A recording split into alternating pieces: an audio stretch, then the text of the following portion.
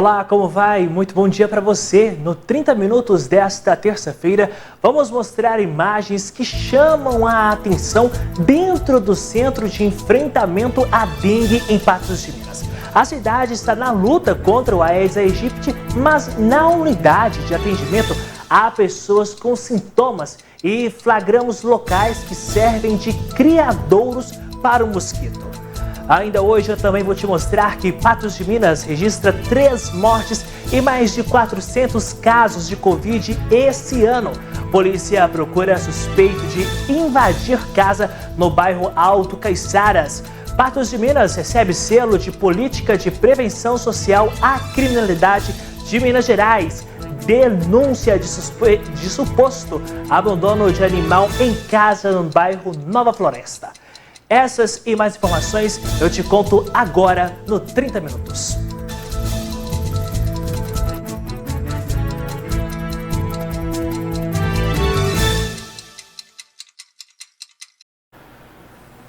O município de Patos de Minas recebeu nesta manhã um certificado de segurança pública e prevenção à criminalidade das mãos do secretário de Estado de Justiça e Segurança Pública, Rogério Grico.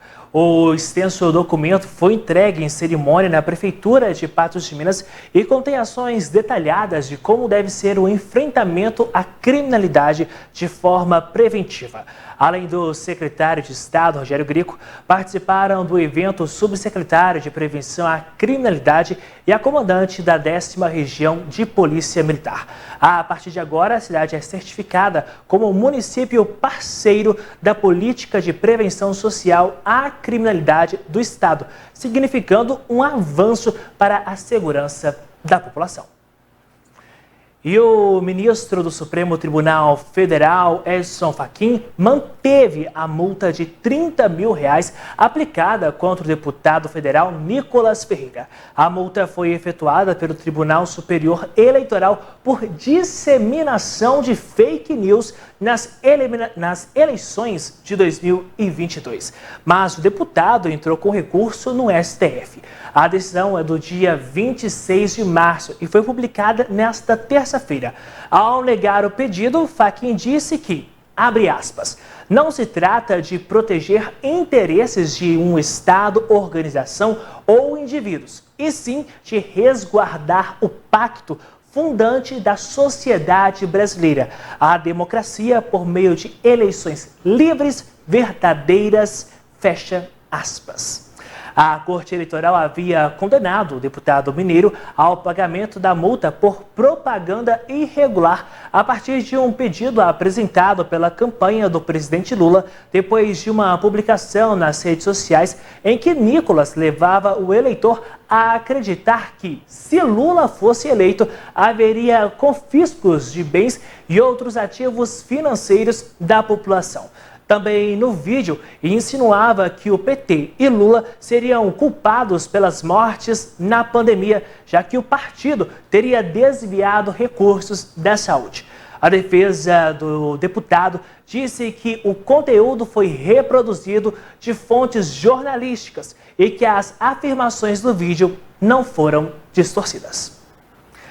Agora a gente faz um rápido intervalo e na volta a gente fala de futebol. Há um mês do início do módulo 2 do Mineiro, o RT marca a apresentação do elenco e com variação de 0,06% em fevereiro, os preços da indústria voltam ao campo positivo. 34 minutos, eu volto já.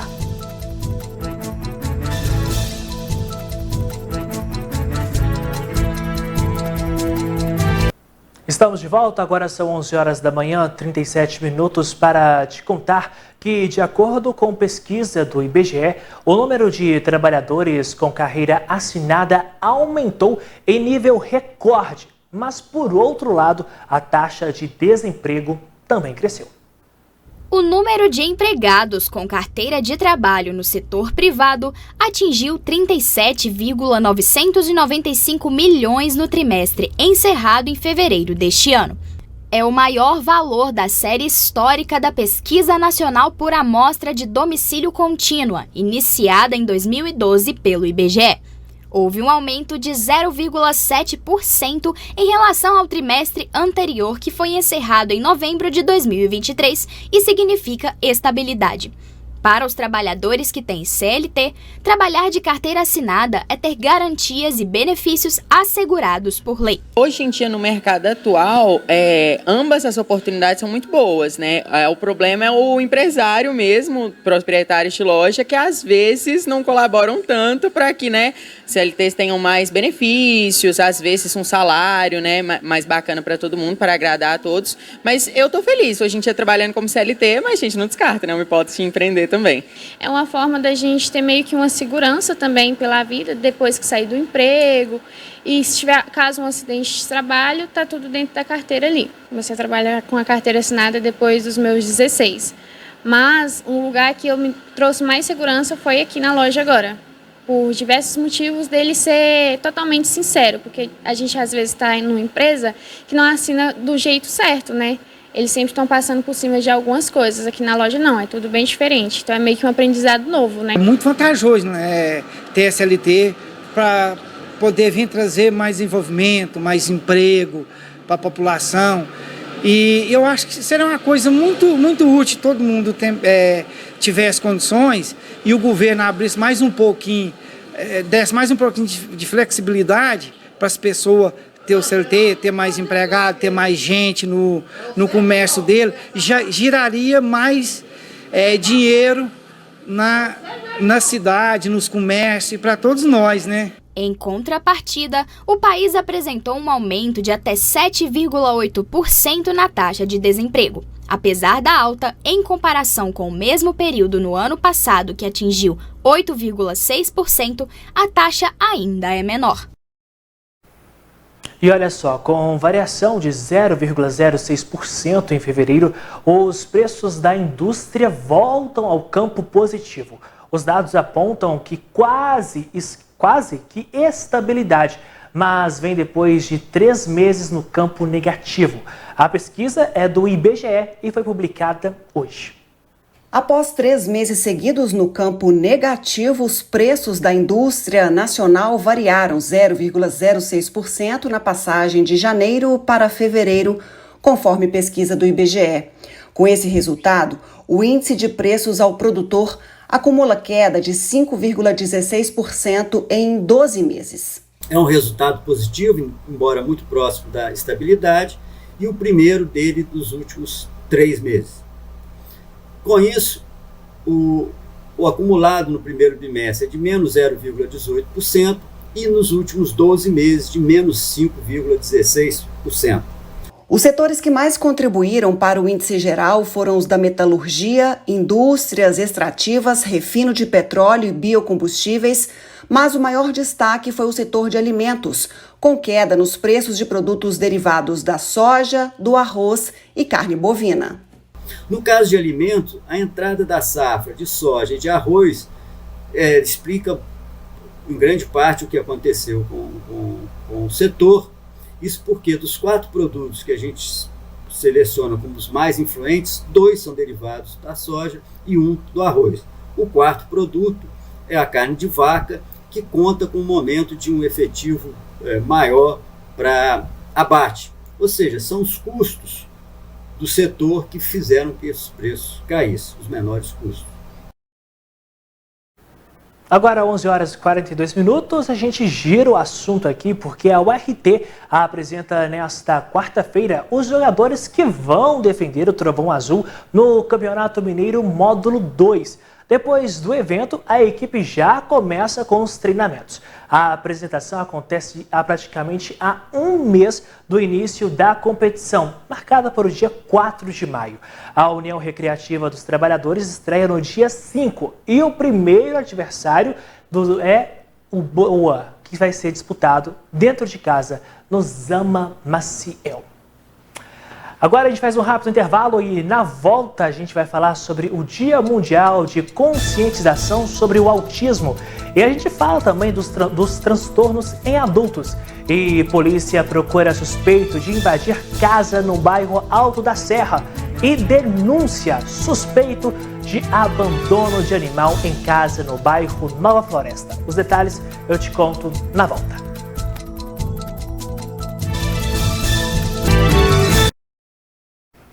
Estamos de volta e agora eu tenho uma dica para você, porque essa semana é a Semana da Saúde na Clínica e Laboratório Mais Exames. Consultas médicas com ginecologista com preventivo de R$ 300 por R$ 175. Dermatologista, clínica e estética de R$ 350 por apenas R$ 185.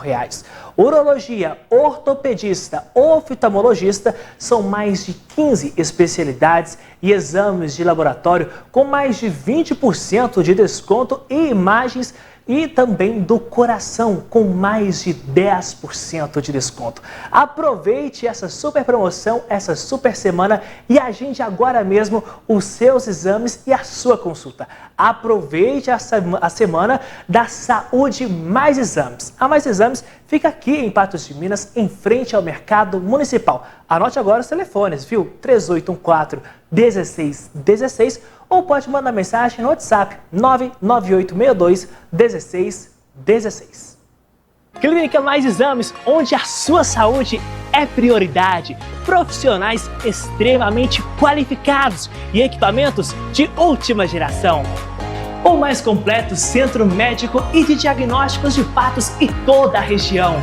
São mais de 100 exames disponíveis, desde análises laboratoriais até exames do coração, como eletrocardiograma, mapa, Holter, teste ergométrico e ecocardiograma. Além disso, exames de imagem como raio-x e mamografia digital, ultrassom geral, ginecologia e pré-natal.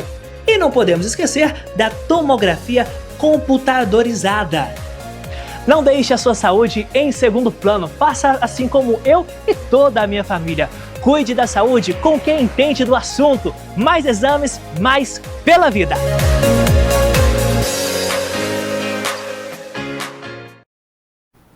Seguindo com 30 minutos, hoje, dia 2 de abril, é o Dia Mundial de Conscientização sobre o Autismo. O transtorno afeta 1 a cada 100 crianças em todo o mundo, conforme dados da Organização Mundial da Saúde. Apesar de ser identificada na maioria das vezes ainda na infância, tem crescido os diagnósticos em adultos. O transtorno do espectro do autismo é um transtorno mental de desenvolvimento que causa problemas no comportamento, linguagem, comunicação e interação social. Não se trata de uma condição uniforme por não se apresentar de maneira semelhante em todos os indivíduos com o diagnóstico. Os sintomas do transtorno, portanto, são complexos. Cada área é afetada de uma forma e em termos de interação social. Estima-se que existem em torno de 70 milhões de autistas no mundo, o equivalente a 1% da população mundial. Cerca de 3 milhões de autistas adultos no Brasil estão baseados em dados da prevalência internacionais.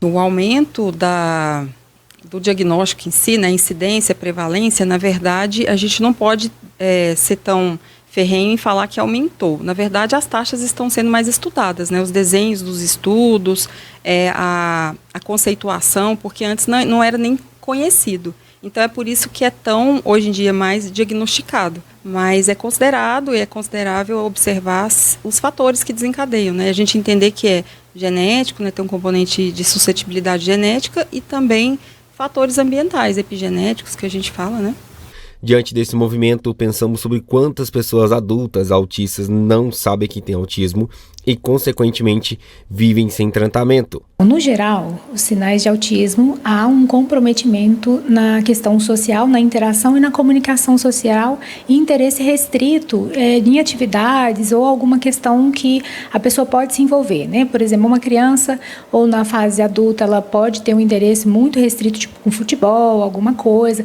ou do desenvolvimento mesmo de alguma coisa de interesse profissional. São várias etapas para ser descoberto o diagnóstico do autismo. O diagnóstico de autismo, ele é multiprofissional, Começa ali com a medicina, ou a parte do do psiquiatra que vem, identifica os sinais e encaminha para nós, para poder fazer a testagem. Logo em seguida, a gente faz uma bateria de testes, e esses testes e tem as consultas clínicas, e a gente consegue identificar aí, dentro do que o DSM solicita, os sintomas e os sinais, e a gente fecha o diagnóstico. O diagnóstico pode trazer um alívio junto com os cuidados necessários para que não se tenha nenhum problema de viver em sociedade. Talvez o diagnóstico a princípio seja um alívio, ou talvez seja uma dificuldade que a pessoa pode identificar, né? E depende de como a pessoa vai receber esse diagnóstico. Mas alívio por quê? Às vezes a pessoa pode se encaixar e entender por que naquele momento ou em algum momento da vida ela não esteve tão apta ao funcionamento social, né, que é normativo, que as pessoas não conseguem às vezes separar e lá antes do diagnóstico separar como que era a sensação e se isso estava respaldado dentro de uma sociedade ou não. Girando o assunto agora, câmeras de segurança flagraram o homem suspeito de invadir uma casa na rua Pedra Azul, andando pelo bairro Alto Caiçaras, em Patos de Minas, na tarde desta segunda-feira.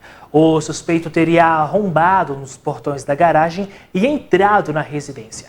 A moradora percebeu quando esse homem entrou dentro da casa, começou a gritar e ele então, assustado, acabou saindo correndo sem levar nada. A polícia já identificou o suspeito. Ele seria de Uberlândia, mas até o momento não foi preso. E agora a gente mostra uma denúncia sobre um suposto abandono de um animal em uma casa que fica no bairro Nova Floresta. As imagens feitas pela nossa equipe mostram a situação no local. O mato cobre boa parte do quintal da casa. Há lixo jogado por alguns cantos e em uma mureta, diversas garrafas viradas de cabeça para cima. Além disso, um cão vigia o imóvel, que há pelo menos 3 meses está sem morador. Eles mudaram nesse período aí e o mato lá tomou conta da residência.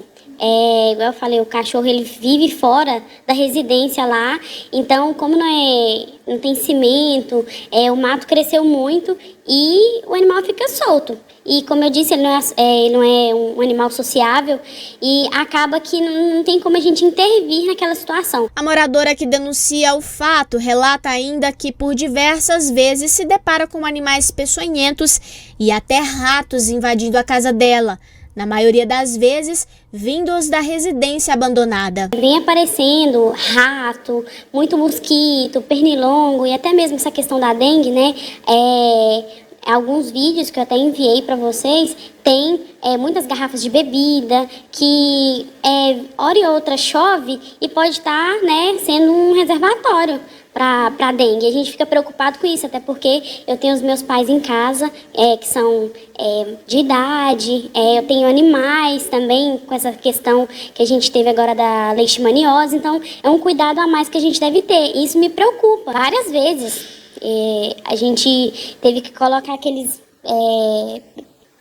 isca para rato, porque, assim, já levantei de manhã cedo em casa para fazer café e tinha um rato dentro do fogão da minha casa, sabe, saindo de algum canto e sempre vinha de lá. Preocupada com a situação da residência e com o estado do animal, que mesmo sendo alimentado pelos responsáveis segue sem contato com os tutores e está aparentemente sem os cuidados adequados, ela cobra providências. Eles frequentam lá muito raramente, vão lá, alimentam o animal, mas o animal fica sozinho. Então, a gente não tem muito o que fazer, a gente não tem contato com os tutores do animal, e até mesmo essa questão do abandono. Às vezes pode soar um pouco forte, mas eu, na minha concepção, eu penso que se não tem ninguém morando na casa, que tem um cuidado diário com aquele animal, para mim é abandono. É uma forma que a gente tem para conseguir alguma solução. Nós entramos em contato com o morador da residência e até o fechamento desta edição não fomos respondidos. Agora são 11h55, rápido intervalo aqui no NTV News. NTV News não, no 30 minutos. E daqui a pouco a gente segue com mais informações. Nós falamos agora há pouco da apresentação dos jogadores da URT nesta quarta-feira e o Mamoré, nesta quinta-feira, começa o treinamento com os seus jogadores que já chegaram ao Sapo para disputar o módulo 2 do Campeonato Mineiro. O Mamoré estreia na competição no dia 4 de maio, fora de casa, quando vai enfrentar o Varginha. E olha só, os números de casos e mortes por dengue em Patos de Minas são menores quando comparados ao mesmo período de 2023. Porém, 3 mortes foram confirmadas este ano. E o alerta continua. O repórter Luiz César traz mais informações. A gente vivendo, claro, a epidemia de dengue em Patos de Minas, mas a gente tem outra doença que não pode deixar de ser falada nunca, a Covid-19. Para a gente poder atualizar esse cenário aqui em Patos de Minas, de como que anda os números, mortes, como é que tá, né, nesses aí 3 primeiros meses que já se passaram aqui em Patos de Minas, a gente vai conversar com o Erivaldo Rodrigues, aqui da Secretaria Municipal de Saúde, que tem mais detalhes sobre isso. Erivaldo, como é que tá os números da Covid aqui em Patos de Minas? Bom, até o presente momento nós estamos com 419 casos positivos, né, notificados para nós, e estamos com 3 óbitos. Esses 3 óbitos é um óbito de 60 anos, um óbito de 69 anos e um óbito de 75 anos, todos do sexo masculino. Em comparação, né, são 419 casos ao ano passado, esse mesmo período. Como é que está essa relação em relação às mortes também? No ano passado, nós tivemos aproximadamente o dobro de casos, tá? E com 6 óbitos no mesmo período. Então, fazendo uma análise a grosso modo, nós tivemos uma redução do número de casos desse ano em relação ao ano passado. Só que neste ano, no início do ano, a gente teve uma preocupação com o aumento do número de casos notificados, mas ainda bem que esse aumento não se prolongou, né? Foi só uma questão bem sazonal, bem específica do período e que não deu para ter um aumento tão vertiginoso para que se pudesse equiparar ao ano passado. Esse balanço todo feito, esses números até agora, como é que a Secretaria de Saúde vê isso? Como é que vocês verem isso? É preocupante? É alarmante? Claro, assim, a população tem que continuar mantendo-se cuidando, vacinação. Como é que é observado esses números, assim, considerado alarmante com mais de 419 casos? Não, esse número está em equilíbrio em relação à evolução que a gente vem notando aí desde o início da pandemia, né? Tivemos uma redução significativa, né, do número de casos, do número de óbitos, muito devido à vacinação, né, e também aos cuidados aí pessoais que cada indivíduo teria que ter frente à doença, né? E a gente espera que esses números sempre continuem diminuindo e que as nossas coberturas vacinais elas possam atender, né, em relação a uma possível eliminação da doença, né, no nosso meio. Impressionante o que nós vamos mostrar agora para você que está acompanhando o 30 Minutos. Patos de Minas está na luta contra a dengue. E dentro do centro de enfrentamento da doença, encontramos locais que servem de criadouros do mosquito.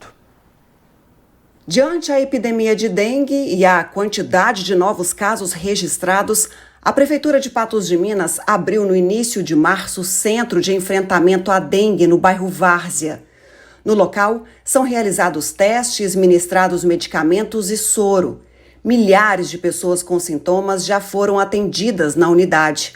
O apelo do município é para que todos façam sua parte e eliminem quaisquer recipientes que possam servir de criadouros do Aedes aegypti numa luta coletiva contra o mosquito. Porém, no Centro de Enfrentamento à Dengue, o dever de casa não é feito.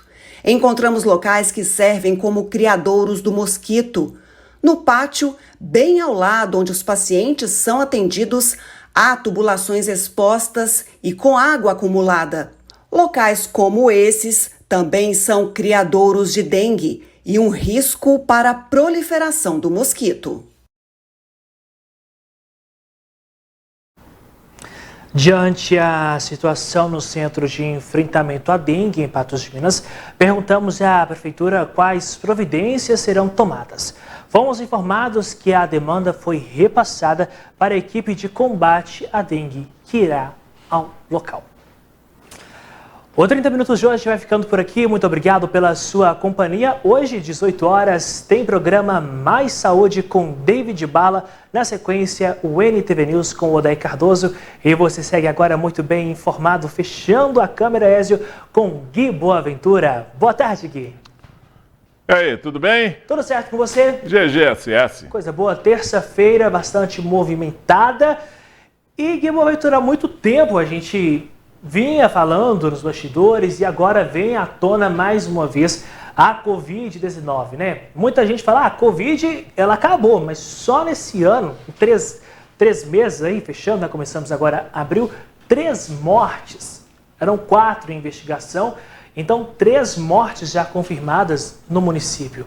Ou seja, a doença ela continua aí ainda e os cuidados precisam ser tomados. Você lembra do primeiro óbito que aconteceu aqui em Patos de Minas na pandemia da Covid? Sim. E você sabe qual que foi a soma das doenças? Não. Covid e dengue. Meu amigo, que faleceu lá de muitos anos, né? O Joãozinho Silvano, de grande saudade. Mas acontece o seguinte, o que nós estamos tendo hoje é esse combo, sabe, de Covid e dengue. Porque a Covid, essa cepa que está aí agora, ela não está coberta. Isso foi feita uma denúncia no Congresso, na Câmara dos Deputados, né, por um cientista que foi lá e discursou dizendo que a cepa atual que está acometendo os brasileiros não é contemplada nas vacinas que o Ministério da Saúde está distribuindo no país. Esse é um assunto para eles resolverem lá politicamente, né, e administrativamente e resolver essa solução.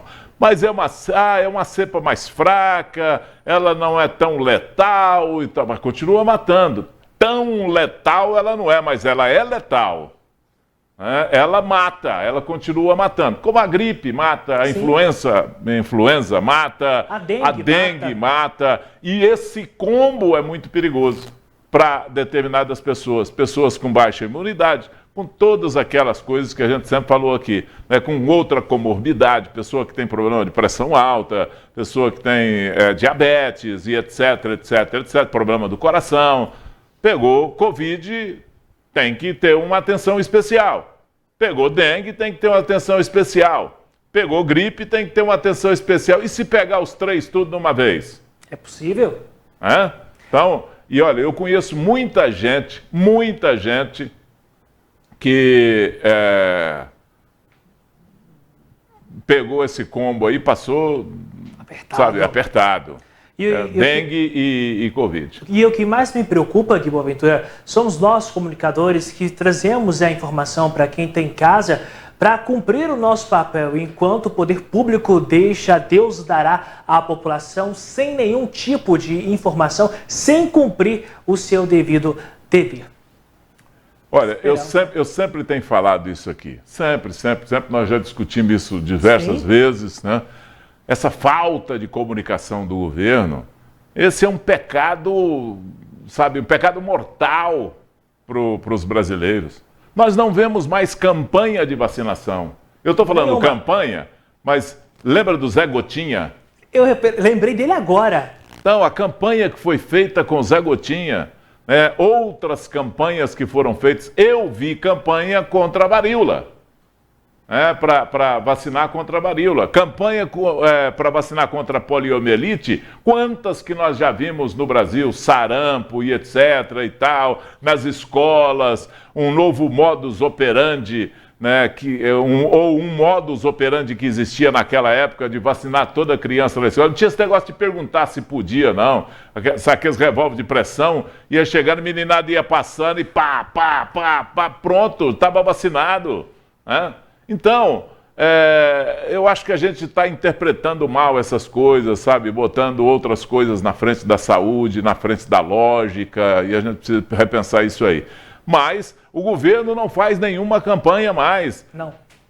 O governo agora não pode fazer propaganda. Ô, cara pálida, não pode fazer propaganda dele, do governante. Não pode fazer propaganda do prefeito, do governador, não pode fazer propaganda do presidente da República, porque abusaram demais disso em outras épocas, né? E gato escaldado se previne contra água fria. Então, esse é um detalhe importante e a gente precisava do governo entender que esse tipo de campanha ele pode fazer. E sair dessa bolha, né? Porque nem todo mundo tem telefone, nem todo mundo tem internet e nem todo mundo passa o dia inteiro na internet, no Instagram, esperando videozinho como forma de campanha. Isso nem campanha é. Você está insinuando que tem gente que fica passando vídeo o dia inteiro na internet? Talvez sim. Então tá. A gente vai ficando por aqui, muito obrigado pela sua companhia. Amanhã estarei de volta aqui no 30 Minutos. Uma ótima tarde para você. Que boa aventura, bom programa, uma boa tarde, meu amigo. Cuidado com a gilete, hein?